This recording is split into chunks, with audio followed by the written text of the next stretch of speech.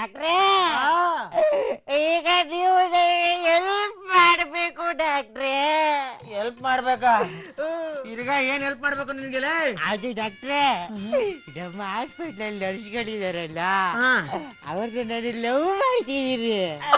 ಅವರು ಕೂಡ ನಾನು ಲವ್ ಮಾಡ್ತಿದ್ದಾರೆ.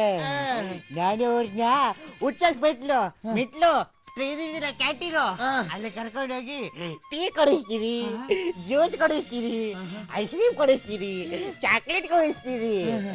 ಆಮೇಲೆ ಏನ್ ಮಾಡ್ತೀಯ?